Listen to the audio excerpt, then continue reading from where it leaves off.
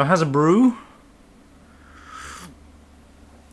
So there's not actually that much to talk about in the news. Again, so I'm going to talk about a few other things, but the first thing really is US patent trolls. And I say US patent trolls because it pretty much isn't anywhere else in the world, because we kind of don't do, especially the British, we don't do just generic patents, and patent law in the UK is a little bit different than the US, and generally we're not that OTT with capitalism and everything else. So if you haven't heard already, in the US there's basically patent trolls that work on behalf of other companies, and basically or sue companies for using their technology, but it's not really their technology. It's kind of like a really, really loose, broad term that kind of applies to most things, to be honest.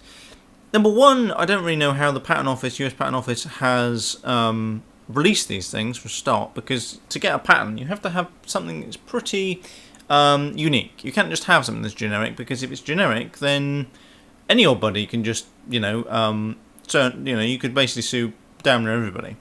And so, what the US restaurant trade and some internet people, they're basically trying to rally together, and they're creating an advertising campaign to basically stop patent trolls. And they want people to lobby Congress to basically stop that happening, which is quite interesting. It's quite an interesting thing, and hopefully, a bit of luck, common sense will prevail, and we'll have no patent trolls anymore. And I say we, the Americans, won't have any patent trolls anymore, because it doesn't really matter too much to the UK, but obviously, because we use US kit, and because US law is kind of international law, kind of sort of ish, it kind of matters to us British people as well, and people in the European Union and things like that. But yeah, that's pretty much it. The other thing I wanted to talk to you about was, I'm going to do a proper video on this, is used second-hand laptops. I bought this the other day. It's a ThinkPad X61S.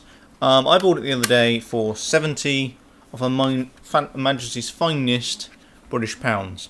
And you know what? It's probably worth about 200 quid. A lot of people are really scared about buying second-hand laptops.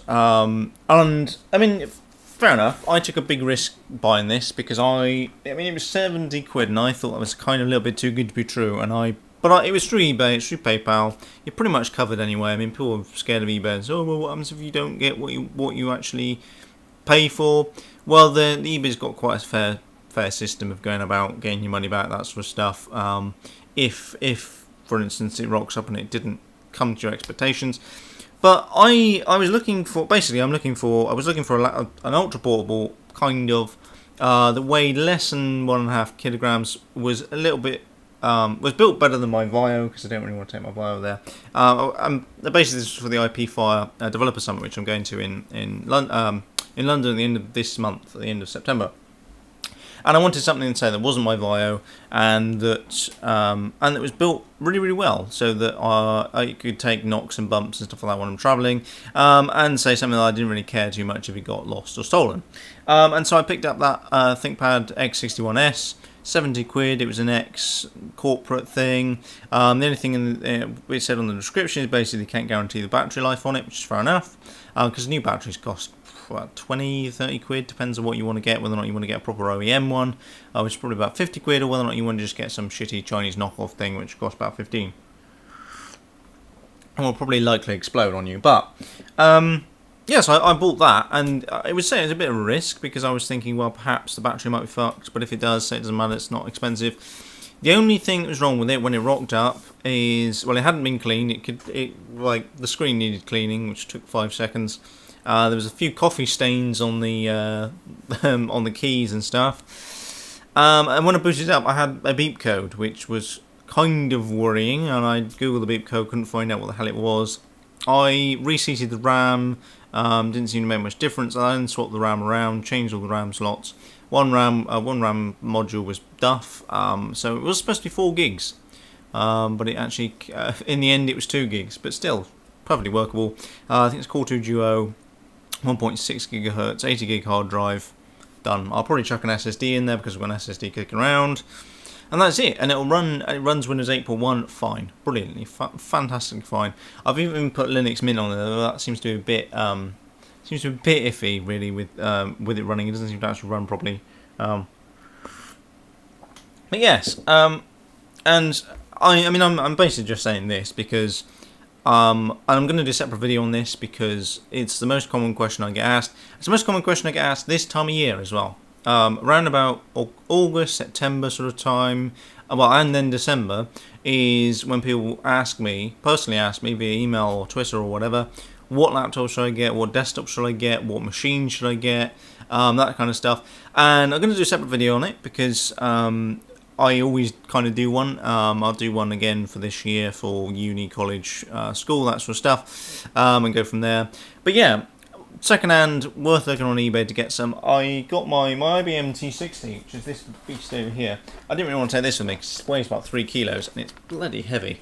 It's built like a brick house. Don't get me wrong. It's insane. And it's got the obligatory clitoris as well, so you can squiggle to your heart's content. But say it's a bit big. It's heavy. I want something a little bit lighter. Which is says this: the only downside I can see thus far is the fact that it's only got a clitoris to move the mouse around, which is kind of annoying. I also don't really like the fact that it's got an extended battery on it. This is what a standard X61S's chip with an extended battery, which is fine. They're supposed to theoretically last for 7 hours. Actually, the battery life on this, the battery isn't fucked at all. I was thinking the battery was fucked, but actually the battery's fine. It lasts 3-4 hours. Just mundane work like word processing, internet browsing, that sort of stuff.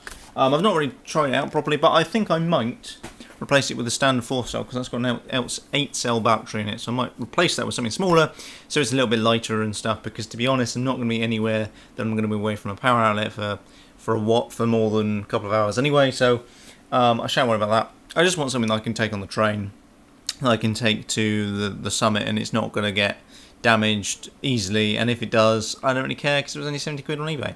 Although, to be fair, I don't really want it to get damaged because actually it's quite a little sweet box I've got there. It'd be actually ideal for pen testing because I'm actually looking for a machine to do penetration testing on. Penetration testing is not trying to insert your man sausage into something. Basically, penetration testing, for those of you who don't know, is when you try and you test your network to make sure that it's not easy to penetrate. So making sure your passwords are secure, that sort of stuff. Bit of ethical hacking, that sort of thing. Because I've got my T60, which I use for pen testing, but it's not very portable, and I've been after getting a netbook because they're insanely light, and just put an external Wi-Fi card on it. But they're not that powerful. You know, if you want to brute force some stuff, it's not quite that powerful. I mean, it doesn't matter too much. Atoms are perfectly fine for that job, but it's quite nice to have a bit of power behind there, and even run a virtual machine if you want to. So it means I can run Backtrack on a virtual machine easily on that without having to worry about it freezing up and stuff like that. So that's kind of quite cool. And that's pretty much it, to be honest, this week. I mean, it's not. There's nothing in the news. There really isn't anything in the news. I suppose the only thing is War Thunder. War Thunder won the best simulation game in Gamescom this year, which is quite cool. And also it's coming to PlayStation 4, which is really, really sweet. So that is it's a brilliant game. If you've got it on PC, you know what I'm talking about. It looks amazing. It plays amazing. It's really great. And if you've got a PC that will run something reasonably, like a Core i5 would probably run it on the integrated GPU. So just chuck it on your machine. It's free to play. It's completely free. Like you can pay for some bits, but it's free to play. It's not even paid. It's not even pay to win, I don't think. So yes, that's pretty much it. I have got a competition that's coming up, and it'll be basically game giveaways, things like Battlefield 3.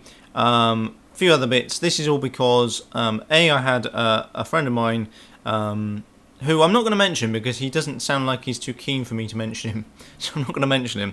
But he gave me a load of game keys for a start, and Humble Bundle, the EA Origin thing, happened. So I've basically bought a load of those, and so I'm going to give away a load of keys, just give back to the community again, that sort of stuff. And I think that's pretty much it. So apart from that, I shall catch you in a later video.